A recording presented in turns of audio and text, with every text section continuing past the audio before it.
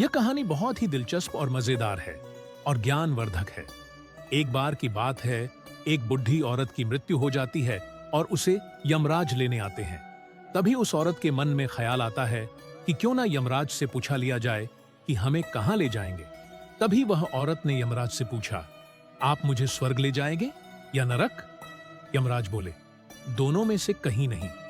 तुमने इस जन्म में बहुत ही अच्छे कर्म किए हैं, इसलिए मैं तुम्हें सीधे प्रभु के धाम ले जा रहा हूं। बुजुर्ग औरत खुश हो गई, बोली, धन्यवाद, पर मेरी आपसे एक विनती है। मैंने यहां धरती पर सबसे बहुत स्वर्ग, नरक के बारे में सुना है। मैं एक बार इन दोनों जगहों को देखना चाहती हूं। यमराज बोले, तुम्हारे कर्म अच्छे हैं, इसलिए मैं तुम्हारी ये इच्छा पूरी करता हूं। चलो, हम स्वर्ग और नरक के रास्ते से होते हुए प्रभु के धाम चलेंगे। दोनों चल पड़े। सबसे पहले नरक आया। नरक में बुजुर्ग औरत ने जोर जोर से लोगों के रोने की आवाज सुनी। वहां नरक में सभी लोग दुबले पतले और बीमार दिखाई दे रहे थे। औरत ने एक आदमी से पूछा, यहां आप सब लोगों की ऐसी हालत क्यों है? आदमी बोला, तो और कैसी हालत होगी? मरने के बाद जब से यहां आए हैं, हमने एक दिन भी खाना नहीं खाया। भूख से हमारी आत्माएं तड़प रही हैं। बुजुर्ग औरत की नजर एक विशाल पतीले पर पड़ी, जो कि लोगों के कद से करीब 300 फुट ऊंचा होगा। उस पतीले के ऊपर एक विशाल चम्मच लटका हुआ था। उस पतीले में से बहुत ही शानदार खुशबू आ रही थी। बुजुर्ग औरत ने उस आदमी से पूछा, इस पतीले में क्या है? आदमी मायूस होकर बोला, यह पतीला बहुत ही स्वादिष्ट खीर से हर समय भरा रहता है। बुजुर्ग औरत ने हैरानी से पूछा, इसमें खीर है तो आप लोग पेट भर के ये खीर खाते क्यों नहीं? भूख से क्यों तड़प रहे हैं? आदमी रो रो कर बोलने लगा, कैसे खाएं? ये पतीला 300 फीट ऊंचा है, हम में से कोई भी उस पतीले तक नहीं पहुंच पाता। बुजुर्ग औरत को उन पर तरस आ गया।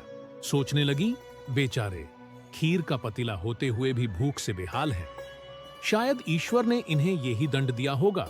यमराज बुजुर्ग औरत से बोले, चलो, हमें देर हो रही है। दोनों चल पड़े। कुछ दूर चलने पर स्वर्ग आया।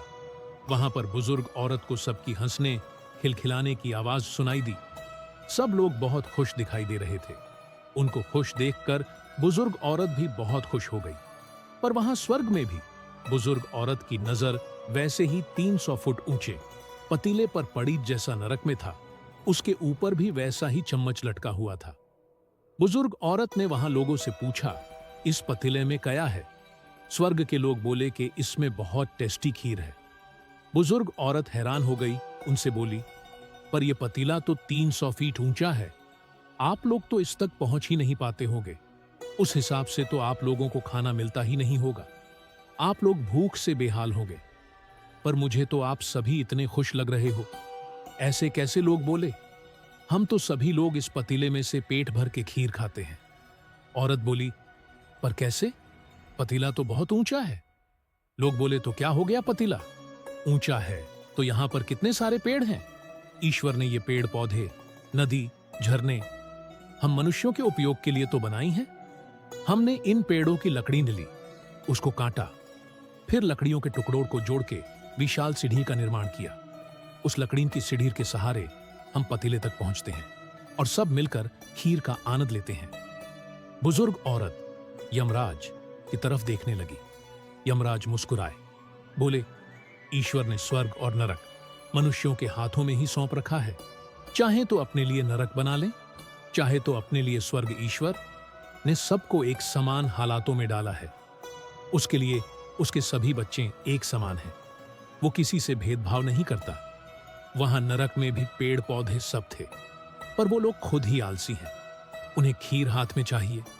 वो कोई कर्म नहीं करना चाहते, कोई मेहनत नहीं करना चाहते, इसलिए भूख से बेहाल हैं।